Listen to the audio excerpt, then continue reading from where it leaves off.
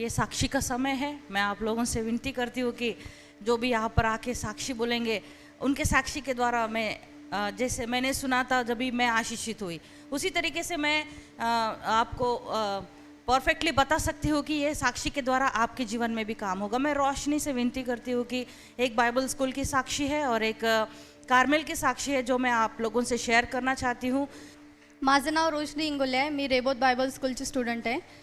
मी जेव्हा बायबल स्कूलच्या यायच्या आधी घरी जेव्हा होती ना, मी काहीच काम करायची नाही आणि देवापासून थोडी दूर झाली होती. पण खूप अडचणी आले बायबल स्कूलला यायच्या वेळेस आणि काम करत होती मी त्यावेळेस. कामावर पण सुट्ट्या मिळत नव्हत्या. शेवटी मी काम सोडून दिलं, पण म्हटलं नाही आता जायचंच आणि प्रभूमध्ये लई वाढायचं नाही का. आणि मी इथं आली आणि खरं खूप देवानं मला सांभाळलं. इथं यायच्या आधी मी खूप आजारी होते आणि घरचे लोक पण म्हणत होते की तू खूप आजारी, काही जाऊ नको. आणि आम्ही जेव्हा माझं ब्लड कमी होतं, हिमोग्लोबिन कमी होतं, माझं 6 पॉईंटच होतं आणि मला घरी खूप चक्कर यायची आणि खूप विकनेससुद्धा वाटायची.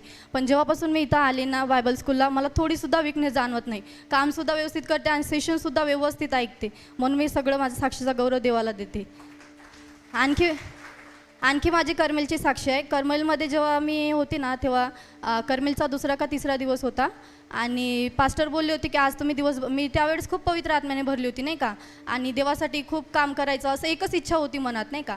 आणि पूर्ण रात्र मी त्यावेळेस झोपली नाही. पूर्ण रात्र मी बायबल वाचत होती आणि झोपेत मग मी बायबल वाचताना थोडी झोपली, 1 तास मी झोपली असेल आणि 4:45ला आम्ही उठलो. आमचं सकाळीच बायबल स्कूलवाल्यांचं हे होतं, म्हणजे एक्झरसाईज होतात आणि क्वाईट टाईमचा वेळ असतो सकाळी.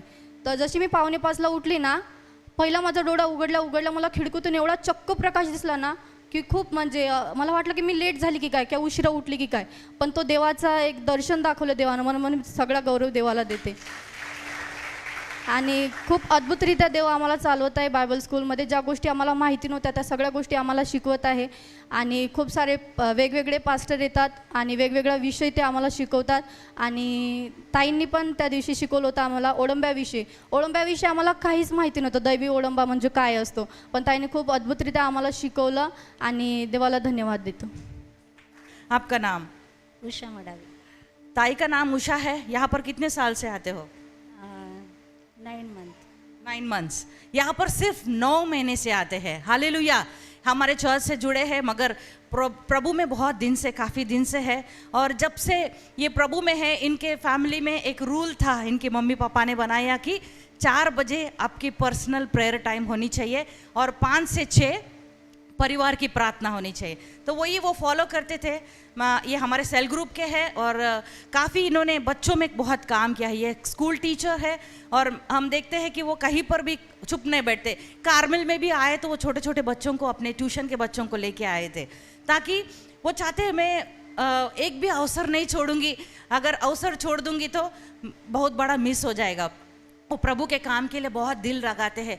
तो इनके जीवन में क्या काम हुआ, ये ऑलरेडी बहुत सारे समस्याओं के थ्रू जा रहे थे, बहुत सारे तकलीफ में वो जा रहे थे. और एक ही उनकी प्रार्थना थी कि प्रभु मैं किसी के सामने नहीं रोऊंगी, मैं किसी के सामने नहीं रोऊंगी, ना ही मैं किसी को बताऊंगी मेरा ये दुख है, क्योंकि तू मुझे जानता है, तू ही मुझे जवाब देगा, मेरे हर एक समस्या से तू मुझे बाहर निकालेगा. और इन्होंने ऐसे प्रार्थना किया कि मैं कभी भी किसी के सामने जाके सर पे हाथ रख के प्रार्थना नहीं करवाऊंगी, ना ही मैं सामने आके मेरी परिस्थिति किसी को मैं बताऊंगी. ये इनका अलग तरह का उन्होंने एक सिस्टम बना दिया था कि मैं ऐसे ही रहूंगी. और प्रभु के साथ में उनका लड़ाई, उनका जो संभाषण था वो चालू था. और इन्होंने कभी भी इनके जीवन में क्या प्रॉब्लम है कभी किसी को पता नहीं चलने दिया. जैसे यहाँ पर कार्मेल में आए, इनके जीवन में बहुत अच्छा बदलावट आते हुए हम देखते हैं कि जब वो 2nd डे था, जब अशोक दादा वचन ले रहे थे और समर्पण के लिए इन्होंने जब ऑल्टर कॉल दिया, तब सब लोग खड़े हो गए और बहुत लोग आगे भी आ गए. पवित्र आत्मा इनके अंदर से बोल रहा था कि तू भी जा, तू भी जा. ये बोल रही थी नहीं, मैंने तो प्रभु के साथ में करार किया था कि मैं आगे कभी नहीं जाऊंगी और किसी के हाथ से मैं हाथ रखवा कर मैं प्रार्थना नहीं करवाऊंगी. तो वहीं पर खड़े रहे, मगर पवित्र आत्मा उन्हें चुप बैठने नहीं दिया. उनको ऐसा लगा कि एक फोर्स था, वो ऑटोमेटिक आगे आगे और खड़े हो गए. और वहाँ पर भी आके वो प्रार्थना कर रहे थे कि मेरे सर पे दादा ने आके हाथ रख के प्रार्थना नहीं करनी चाहिए. मगर ऑटोमेटिकली वहाँ पर दादा आए और उसके ऊपर हाथ रखकर प्रार्थना किया, वो प्रभु की उपस्थिति से इतने भर गए और वो नीचे गिर गए थे। थोड़ी देर के बाद में जब वो उठे, हमारे बीच में वॉलंटियर्स थे, सरोज ताई थे, ये लोग आए और जैसे उन्होंने उनको हग किया, उनको मीठी मारी, तब उनको इतना प्रभु की उपस्थिति, ऐसा लगा कि खुद परमेश्वर ने उन्हें एम्ब्रेस किया है।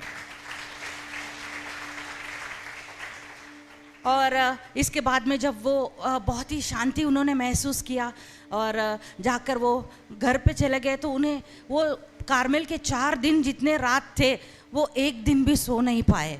और हर दिन जब वो अपने घर में अपने पलंग के पास में घुटने टेक कर जब वो प्रार्थना करते थे, वही उपस्थिति जो यहाँ पर उन्होंने महसूस किया, उसी उपस्थिति वैसे ही प्रभु ने उन्हें घेर रखा है, ऐसे महसूस वो करते थे और रो रो कर वो प्रार्थना करते थे। और एक दिन प्रभु ने उनसे बोला कि क्या तू मेरी साक्षी देगी, क्या तू मेरी साक्षी देगी। और तीसरा दिन था जिस दिन नाडर पास्टर हमें प्रीच कर रहे थे, उस दिन हमें क्षमा के बारे में बता रहे थे, अपने माँ बाप को क्षमा करो, उनको रिलीज़ करो।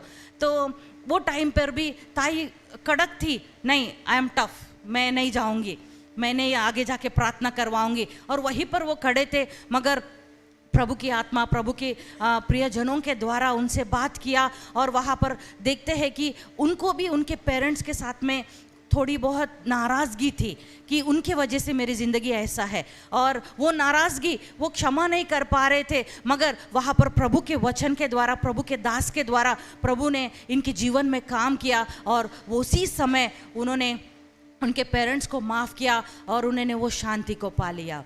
हालेलुया, हालेलुया, क्या अद्भुत परमेश्वर है। हालेलुया।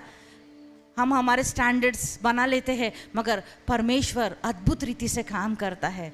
और जब उनको ऐसा पता चला कि उन्होंने प्रभु की आवाज़ सुना कि आप मेरे लिए साक्षी देंगे क्या, तब ताई तैयार हो गए और बोला अगर प्रभु की महिमा होती है तो मैं ज़रूर साक्षी दूंगी। और आज हमारे बीच में है, ताई ने ये साक्षी सिर्फ प्रभु की महिमा के लिए दिया है।